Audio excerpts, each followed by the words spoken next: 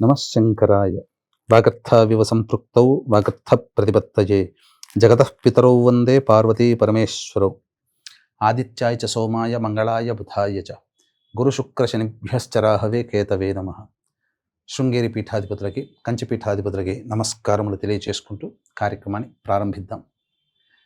June 22వ తారీఖు రోజు జ్యేష్ఠమాసము శుక్లపక్షము అష్టమి తిథి.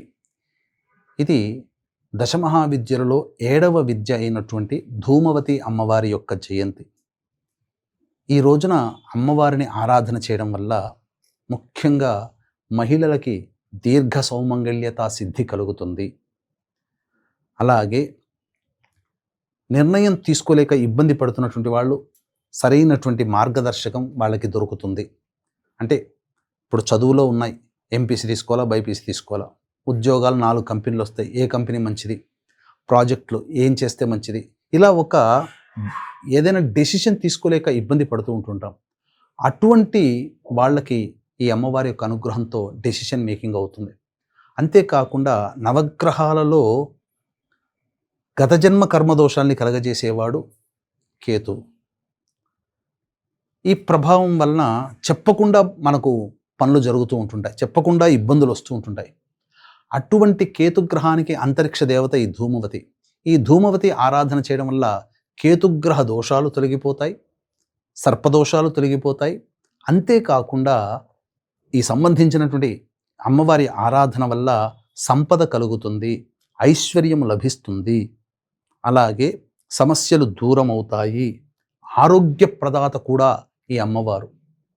అంటే అమ్మవారి ఉద్భవించినటువంటి సందర్భంలో 2 రకాలుగా, దక్షయజ్ఞంలో భర్త మాట కాదని వెళ్ళడం వల్ల పరాభావానికి గురైనటువంటి అమ్మవారు తనని తాను దహించుకొని ఉండడం వల్ల ధూమం ఏర్పడుతుంది, పొగ ఏర్పడుతుంది. అదే ధూమవతి అమ్మవారి స్వరూపమని.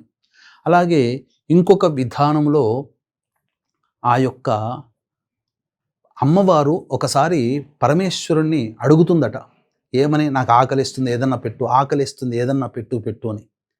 ఆ సందర్భంలో ఈశ్వరుడు కోపగించి అమ్మవారిని మింగేస్తాడట. అలా అమ్మవారు ఇలా కంఠంలో, గరళ కంఠంలో ఉండి ఈ యొక్క నీలి వర్ణంలో ఉండిపోయిందట. అందుకని అమ్మవారు ధూమవతి అలా ఉద్భవించింది అని చెప్పడం జరుగుతుంది. ఇంకా చెప్పాలంటే ఈ అమ్మవారి యొక్క ఆరాధన వల్ల విశేషమైనటువంటి యోగాలు కలుగుతాయి, జ్ఞానము కలుగుతుంది. అన్నిటికంటే మించి మనకేదైతే మన ముందు ఎవరైతే మంచిగా నటిస్తూ తర్వాత గోతులు తెవ్వాలని ఆలోచన ఉన్నవాళ్ళు, మనల్ని స్వార్థానికి వాడుకునేటువంటి వాళ్ళు కొంతమంది ఉంటారు కదా, వాళ్ళ స్వార్థానికి అటువంటి వాళ్ళని దూరం చేస్తుందట. చాలాదా మన జీవితంలో సంతోషంగా గడపడానికి ఒక్క అమ్మవారి యొక్క అనుగ్రహం. కాబట్టి ఈ అమ్మవారి ఆరాధన చాలా విశేషమైనటువంటిది. అయితే 10:24 వరకు ఉదయం ఈ యొక్క ఉత్తర నక్షత్రం ఉండి తదనంతరం హస్తా నక్షత్రం వస్తుంది. హస్తా నక్షత్రానికి అధిపతి ఈ యొక్క చంద్రుడు, కాబట్టి మనఃకారకుడైన చంద్రుడు.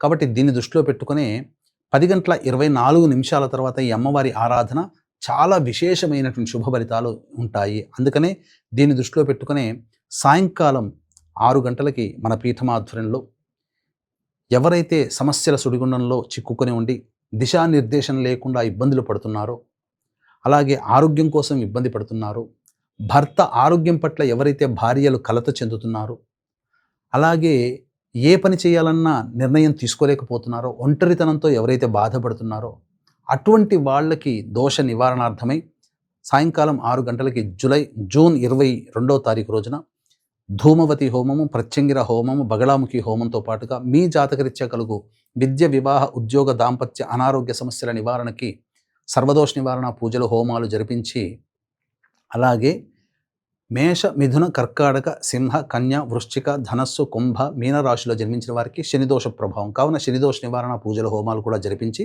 శక్తిపాతము చేసినటువంటి కరుంగలి మాల ఇవ్వడం జరుగుతుంది. అవకాశం ఉన్నటువంటి వాళ్ళు 22వ తారీఖు సాయంకాలం 5 గంటల లోపల స్క్రీన్పై కనిపిస్తున్న నెంబర్కి కాంటాక్ట్ చేసి మీ గోత్రనామాదులు నమోదు చేసుకోవచ్చు.